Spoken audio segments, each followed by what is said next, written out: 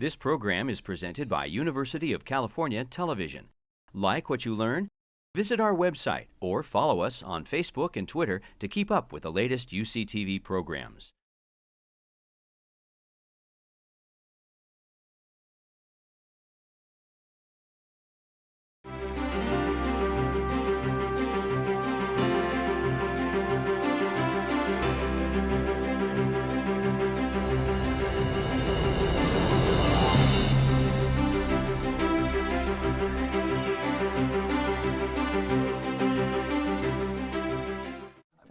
Let's talk about you now. I told them where you went to school. I told them about your career. And I even gave them a quote to start thinking about before we hear about your presentation, which is, regarding House of Cards, you said, "This is the show in which I've taken the most pride in my career. I feel like we're reinventing episodic. We don't call it television anymore. We're in a whole new world in terms of how people are absorbing entertainment." And I want you to tell me what that means. I was at, last week I was at the Hollywood Post Alliance Awards. And everyone was still, they were using the word TV and television, and I don't watch much TV anymore. I do, but it's not the only way that I get. Right. You know. How you're watching. And I feel like, you know, we watch shows in theaters, and they have the greatest impact to me still in the cinema. The cinema is very important. I'm very passionate about it, but we also watch them on our phones and on iPads and on other tablets, and we watch them on billboards. You know, certainly, you know, when I'm in Los Angeles, when I'm driving home past Hollywood and Highland, right. I look at that and I'm like, that's, you know, storytelling. Yes. So episodic is, I feel like, a better way to put what we do, because the best drama is in episodic, certainly. Fewer and fewer important movies are made, or lasting movies are made. You know, movies that have the capability to last. People talk about shows. Episodic programming, where you really get to learn a character, learn about a characters, a group, a family, and see them change for several years. Yes. There may or may not be editors in this room, but will you tell people the difference between editing television and editing film? Really, I know it's a big deal, but I mean, yeah, that's thumbnail There's sketch. no difference. Yes, okay. That's not true, everyone. So. I just really, you know, when you're making a film, usually you're making a pilot. You know, it's like creating something for the first time, something that you want to live by itself, and you want it to live. And it needs to be a story that's completely told and well told. And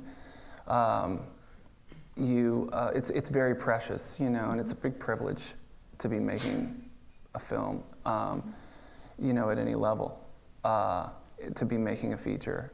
And it's you know. In terms of scheduling and money and your relationship with the director, how would you compare the two? I'm trying to think of a short answer, but you know, will you have more time in a film, in a feature? I mean, you know, generally, yeah. It's really funny. The lines are becoming blurred. The lines are blurred because now. You think that you would have many, many, many weeks and many, many, many months. I mean, editing a feature can take up to a year. Yeah, absolutely. And you don't have the privilege of that same schedule. You don't have the same relationship, I would assume, with the director, but I could be wrong. I mean, you're sitting in a room many times for months and months and months and months. Yeah, no matter what, it's really fun. I mean, like, you know, when there's a lot of different divisions. Network television, you are up against a hard air date usually. You know, and that's true. And a lot of times, you're not going to be able to revisit it again very much from the first time you're cutting it. It is crunch, and you know, those decisions are going to live on. And one of the reasons why I'm excited about episodic, and since I'm like all high on like saying it's not TV, I mean, there are scenes in this episode that you just watched that I re-edited, months down the road, as if it were a feature. In a way, our 13 episode season last year was a large feature, was a large 13-hour feature. And because we deliver it on Valentine's Day 2014, it just dropped, And so we kind of like delivered it all at once, and it was all released in one opus, Right. And I had that privilege. I hadn't locked picture. Now, if I had locked picture on this show, but the first episode always locks last. It's true. I mean, it's very common. On Big Love, the very first episode of Big Love I did was like one of the very last episodes of the season. And that's back when HBO had a little more time, a little more headroom, a little more lead room in the schedule when we were producing it. And same with this, episode. So tell me how the process works with this, for example, this season. You were the first one up. When do you get the script? How do you work with the directors? How many directors per season? Yeah, in this instance, at the beginning of this season, last April, I got the script, very quick, but only a few days before shooting because it was really protected. And I read it, and right away I knew a picture of the schedule, and I knew I was going to work with Carl on episodes 1 and 2. And that's something else that's changing, that's just been changing the last 2 or 3 years. Like I was just kind of talking about how the lines between features and television are blurred now. And the other thing about the way we shoot, and it's really common, especially for the premium programming, is they schedule on the board, on this crossboard, they are on the shooting schedule, they do something called crossboarding, and you schedule and plan the first two episodes at a time, and you shoot 2 episodes at a time, and so the directors direct 2 episodes at once, and they're just hired on to direct not just 1 episode anymore, it's for 2. And it's all in the name of being more efficient. So I'm usually paired with that director for the 2 episodes as well. And so then I'm cutting 2 episodes. And that's crazy. Simultaneously. Simultaneously. I now live in a world where I'm constantly worried about keeping up to camera. And that's cutting as fast as they shoot. I'm usually trying to cut something that they just shot yesterday or as soon as I get my dailies in my machine. And so I'm now saddled with a little extra component to know what episode I'm cutting, what story I'm telling, and to know what world I'm in. And there are several times it gets so confusing because I'm not just cutting 55 pages or so. I'm cutting like 120 pages. So I am cutting a mini movie.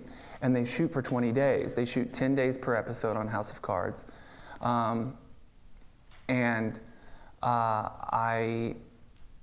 am cutting 120 pages of script in 21 days.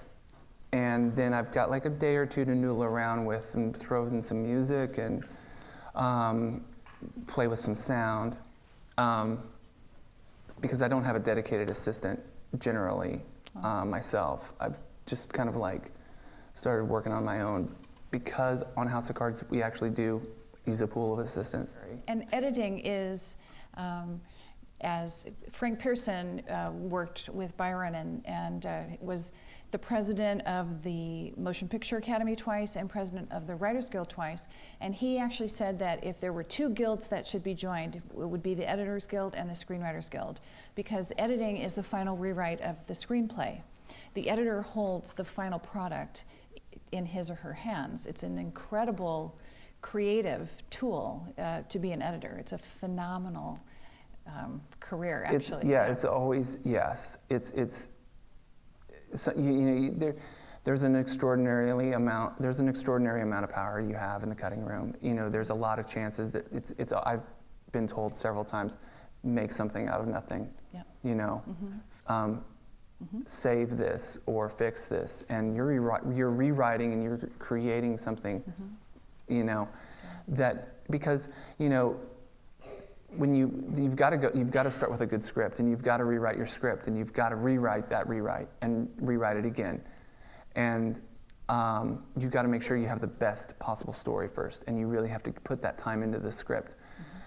And then when you shoot it, you write it again, and when you cut it, it now exists in a visual form, and it's not just a book anymore.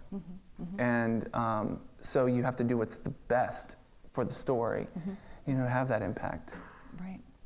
Right. Yeah. Okay, questions? So my question is, if I'm understanding this correctly, you may be cutting episode 1 and 2 directed by the same director. Is there then another editor working with maybe James Foley or somebody who's doing 3 and 4? Is that a separate editor? Okay. So my question is that by the time you're ready to cut 5 and 6 or 7 and 8, have you watched the work of the other editor to see how the script and the story is progressing and building? As it might kind of affect your cutting decisions for some future show? Yeah, absolutely. When you have time. That's my point. Yeah. When would you have time, and isn't some of that work happening simultaneously? Yeah, it's happening simultaneously, and when we see each other in the kitchen, you try to read the scripts first in your spare time. I don't know what that is, but somehow you figure it out a way to see what's going to be shot, what's upcoming, because it's my responsibility to set up the rest of the season in a way, and I mean, just this last week I was cutting something and it's with Robin Wright, and I turned to her and I said, we should cut this scene this way, and she was like, really? And I said, if I'm wrong, it's because I haven't read this next script. And then because it was we were talking about a visual style, I was like, I think we want to construct this scene like this, and she was kind of like, really? And then it was I haven't had time, and I'm so adamant about reading things. And we actually all this season have been in like a little bit, we were like, I'm behind. Are you behind? Yeah, I'm behind. And a lot of that. And then sure enough, like I read it that night and I was like, oh my gosh, I was wrong. And then what did you do? Oh, I was just like, you're right. I told her, I said I hadn't read the next script, and it wasn't like a big deal. Right. I was still half right. No, I'm kidding. No, I was completely Are editors wrong. ever wrong? And I was completely, Yeah. but that's just a really like timely example of, you are. I mean, when I got this job in season 1 and I was cutting episode 9, I asked Peter Mavromates, he is the godfather of our post department. And he, because it's a battleship, our post department, and it's very strong, and he's a great captain to lead it. And he hired me, and I asked him if I could read all the scripts, because 9, that's like a lot of scripts to read up to. And he said, oh, if you want to. And I said, I definitely want to keep this job, and I want to make an impact. And I said, can I get the script after mine as well? Can I get 10? Would that be okay with Bo if I read ahead as well? Because that might get into a little limited territory. I even could be, like some organizations, some people might not even want me to read beyond the page of what I'm doing. But they let me read 1 through 9, and I did, and then I read 10. And I did a lot of things, because I knew what was coming up. And I really studied 1 and 2. Kirk Baxter and David did the first 2 of the series together. And As directors or editors? Kirk Baxter's his editor, and Does Fincher cut on the show? he directs and he produces. Okay. And he's a Godfather producer. On this, and very involved in season 1 and season 2, and they did, and I really studied. I watched episode 1 and 2 6 times, or I think, or like I had it going on loop, for a day before I started working, so it would just become second nature to me, and the style that they'd created, because I was trying to be loyal to it. I did it with Jamie Foley, that episode, and Jamie really was also he was very vigilant about David's rules that David had set up, and we only wanted to use 3 lenses or something like that. You could not, there were specific rules to the camera, and no Steadicam, things like that. So, It's beautifully shot. I sat with Jamie, when I was sitting with Jamie, we would go, is this right for the show? Because and as you should be with any show. Sheila was talking about the editor as another screenwriter in some ways, and so I'm curious about your sense of ownership over your cut, because it changes a lot, and you seem very excited about the collaboration, but to what extent do you feel like, do you get protective at all about the ways you see things? And sort of related to that, what is the extent of your power? Can you really fix a bad movie? Is that actually possible? So, thanks. Yeah, it is. Yeah. Didn't you shoot one with Ray Kimsey? Yeah. Yeah. I've done a lot of cuts in my life, and I think I'm going to do a few more, and I don't take any ownership over my edits, and I really like to invite people to come in, and even when I'm breaking down a scene, there's a long history of it being a really precious thing, and it is. And like I said, I really tell myself that it's a privilege to be doing this, and it's a privilege to be editing it, and there's a lot at stake, and I want to make the right decisions, and I really think about it. And I hear comments from directors and producers all the time, and I'm just rolling my eyes, and I am just are you crazy? And then I try it, and I'm wow, that made the world a better place. Yeah. Yeah. And I try, I tell you what, it happens one time in 100 that, I love to come to work with an open mind, and when you do work hard, you don't have to worry about ownership or pride or anything like that, or because when you work hard, then more often than not, and after a little bit of practice, people watch what you're doing and say, oh, that's really good, let's do it again. Oh, that's really good, moving on. And you don't do anything to it. There's plenty of stuff I mean, like, I've lost count, you know, of like how many things have aired, you know, scenes and in some cases episodes that I didn't do anything.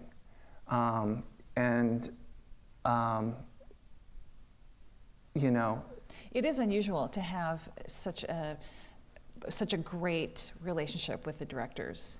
I mean, there are famous stories, I'm sure you know about them, where, you know, editors get locked out of their own rooms because directors are saying that the editor's ruining my movie, or vice versa. So, you know, there are famous stories. So it's very unusual that Byron has such a yeah, I've not had that. I've not disposition. had that. Yeah. I've not had that. And I mean, I've met people and I've worked with people like that. I've been like, you know, that you approach differently and that you handle differently, for sure. Yeah, yeah. Can you talk a little bit about the cufflinks scene from an editor's perspective towards the end? Yeah, I mean, it's just one shot, and so it's a little. I mean, I was really excited. I don't know. Is there anything? What else were you thinking? My partner and I, we watched the scene, and right before the cufflink scene, he said, "F you, Frank." Yeah. And then the cufflink scene appeared. So I'm curious about what the conversation was, and from an editor's perspective, what did you contribute to? I mean, that scene. The only thing I did, I think, was roll the end credits over the cufflinks. So that was the director's choice. Yeah. It was I mean, written. like, Yeah. no, I mean, like, there was some kind of like, there were some, yeah, it was designed to do that. I mean, that was a scene that was designed from beginning to end, and it was supposed to be just, I think, do it in one. There wasn't, I mean, there wasn't anything else for me to cut to except for to find the timing. The thing that you can do as an editor that starts to peel back the layers of how complex my job is. You know, I was really working on making sure his performance was as crisp as it could be, and I think that maybe we touched up and polished a few words, you know, and took them from other takes, and make sure that he's on the same timbre, and you know, you can improve a performance like that, and that's usually sometimes what you do. I do that in every scene. I do that all the time, in lines off camera, on camera, put lines in people's mouths all the time. And something else we do now, even that, you know, makes the job deeper, is we'll do a split screen. There's a lot of split screens. I mean, like, most of this show is a visual effect in some way, and sometimes so that if somebody was off camera, because you watch most shows and every line's on camera, but we try to not do that because it's so much more interesting to see someone reacting to what they're hearing. And so, but if you're feeling, if their shoulder or their mouth or their face, the backside of their face is in frame, then I split the screen, and then we take it into After Effects, and we marry the two into one frame so that I'm able to control the pacing and the performance. At the end, when he calls Jackie into his office, they performed that differently, and we slowed down the pacing, and you know, felt like it worked a lot better. You can have the one last question then. So I want to congratulate you for that work. And every night, me and my fiance, we watch the show.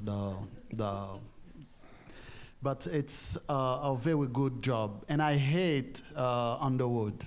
You've done your job. You know, staying behind and, you know, make all this stuff happen. It's terrible. It's terrible, you know. And I was the one who said F when I was very upset. F, you know, everybody knows what F means when you are upset. And at the end, I saw the F-U. I said, this is my answer. Yeah. So thank you very much. I really appreciate it. Oh. Thanks. Well, it's a good time to end. We you know, Beckett over here is probably ready to go out into the lobby and have some food. And thank you so much, and thank you, Byron. Just Thanks. a wonderful, wonderful time, and thank you so much for Thanks coming for up having me. here. Thank you. Thank you, my friend. Thanks.